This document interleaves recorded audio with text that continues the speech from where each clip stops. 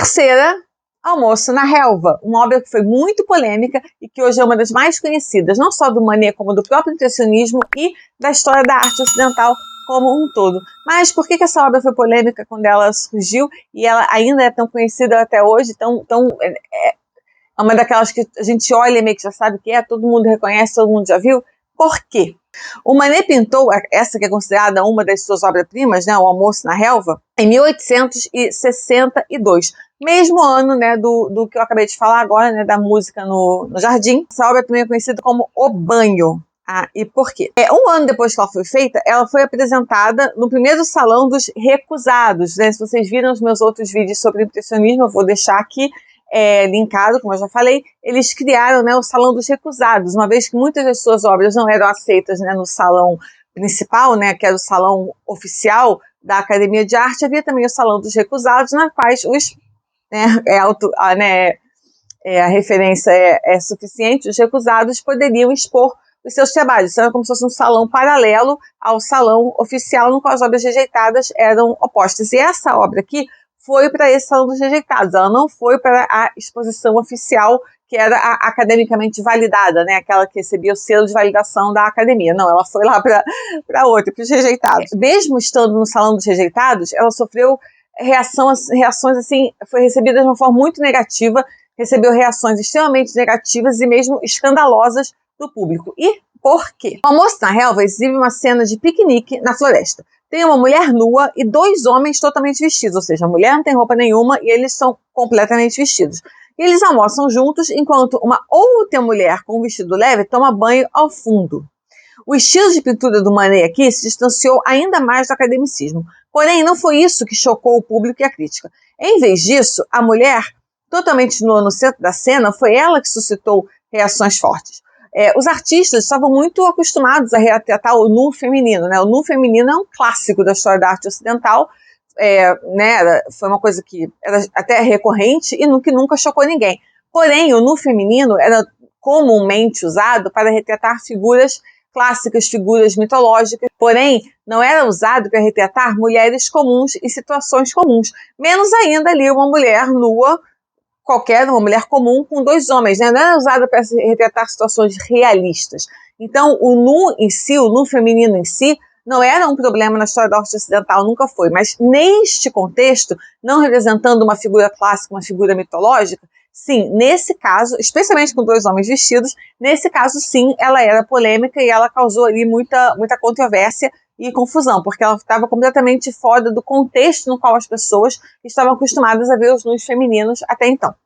Além disso, o Manet usou contrastes muito nítidos em vez de gradientes de cor e mancha de tinta, né? Então, se vocês viram os meus vídeos sobre o Caravaggio, também vou deixar linkado aqui na descrição, eu falo sobre essa diferença entre claro escuro com gradação e sobre o que, no caso do Caravaggio, é do tenebrismo, que é esse contraste muito evidente, né? Sem gradações. É um contraste muito exagerado, feito justamente para valorizar os elementos do contraste, tipo um preto e um branco assim, sem nenhum tipo de cinza, né? Aí acaba que o preto fica mais preto, o branco fica mais branco, e eles inclusive se tornam mais fortes e se valorizam. No caso, o Manet fez um pouco isso, ele usou contrastes muito imediatos, né? Sem gradações.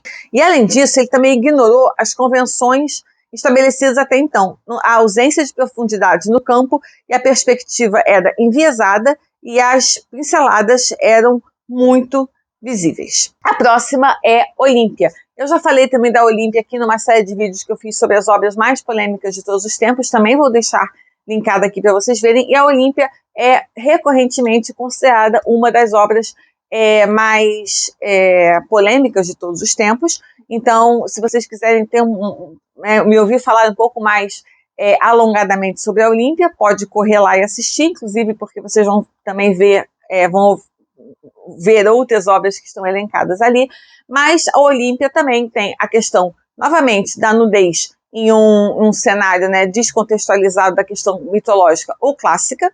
A Olímpia claramente retrata uma prostituta, todos os signos, né, todos os sinais estão ali para identificar uma prostituta daquela época, então o Manet não fez questão nenhuma de esconder que se tratava de uma prostituta, pelo contrário, ele quis evidenciar O corpo dela é representado de uma forma bastante realista, né? Aquele corpo idealizado, como se ele estivesse representando uma figura mitológica, uma deusa, uma figura lendária. Não, era um corpo de uma mulher totalmente normal.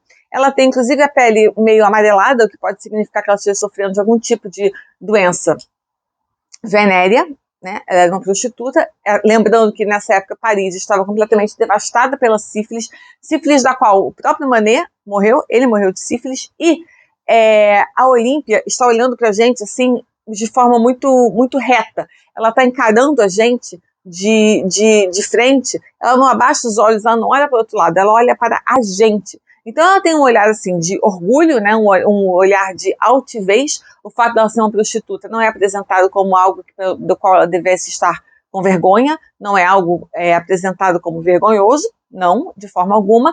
E ele ainda planta ali essa sementinha de que talvez, né, o espectador estivesse chegando para um encontro com a Olímpia, e ela olha para a gente assim porque nós somos seus próximos clientes, talvez, ou como se ela já estivesse esperando a visita do espectador, para quem ela olha assim de forma tão firme, confiante e não envergonhada, né? E, inclusive, quase 20 anos depois, a Olímpia continuava gerando fortes reações. Em 1884, um ano após a morte do Manet, a sua viúva, chamada Suzanne, comprou a Olímpia. E em 1889, o Claude Monet quis fazer tipo uma vaquinha. Ele quis arrecadar fundos para comprar a Olímpia da viúva do Monet para oferecê-la ao Museu do Louvre. Porém, o conselho do museu se recusou. Eles não quiseram ter a Olímpia. Depois de muitas negociações e depois da insistência do Monet, o Louvre finalmente aceitou receber a Olímpia. Mas no primeiro momento eles não quiseram, isso já 20 anos depois dela ter sido exposta pela primeira vez. Então você vê o quanto o caráter polêmico e a rejeição pública à Olímpia perduraram. Uma outra obra do Manet que vale destaque é a chamada A Ferrovia, de 1873. E essa aqui usava um dos seus modelos favoritos, que era Victorine Morin. E tinha apenas 18 anos quando conheceu Manet na década de 1860. Ele achou a figura interessante, pouco convencional, e ela se tornou sua modelo favorita por uma dúzia de anos. E ela também já posou para outros artistas, incluindo o Degas e o Thomas Couture, que era professor do Manet. O Manet valorizou muito a sua figura, enquanto as formas da modelo ruiva e de pele clara refletiam a luz. A própria Victorine tornou-se pintora posteriormente e exibiu um autorretrato no Salão de 1876. É muito irônico que o júri aceitou o autorretrato dela, enquanto não aceitava as obras do próprio Manet, de quem ela era modelo, e não que ele tenha sido necessariamente um professor, né, mas ela conheceu ele quando tinha 18 anos, e ela começou a pintar a partir da experiência de ser modelo dele, e eventualmente de outros impressionistas também, mas acabou que as suas obras foram aceitas até primeiro que as dele. E ela foi também a modelo da Olímpia, e ela foi a modelo para uma das mulheres lá no almoço da relva. Aqui na Ferrovia, a Victorine posou em frente à Gare Saint-Lazare, em Paris. O pintor, o Manet, no caso, né, ele testemunhou as muitas mudanças feitas pelo Barão Haussmann na capital francesa durante o século XIX. O Monet e alguns dos outros impressionistas estavam mais familiarizados com as cenas contemporâneas do que o Manet. E essa aqui, a Ferrovia, foi uma das últimas pinturas do Manet com a Victorine. Ela está muito elegante, no caso, ela está vestida de uma forma muito elegante, sentada ao lado de uma jovem de costas, olhando através de uma cerca de ferro para a estação de trem rodeada de vapor. Ela tem um livro aberto na mão e um cachorrinho no colo. A modernidade dessa pintura não vem somente da escolha do tema, mas também de sua abordagem. Aqui na Ferrovia, a gente pode localizar uma infinidade de pontos de vista diferentes. O olhar da mulher para baixo, para o espectador, sugere que ela está sentada em uma posição mais elevada, mais ao alto. Ao mesmo tempo, não combina com a estação ferroviária da parte de trás, que é representada para baixo do ponto de vista do espectador. Além disso, a cerca achata o primeiro plano. Então eram muitas inovações já técnicas de perspectiva que o Manet estava fazendo. Inovações técnicas e de perspectiva que aparecem também no próximo, outra pintura dele conhecidíssima,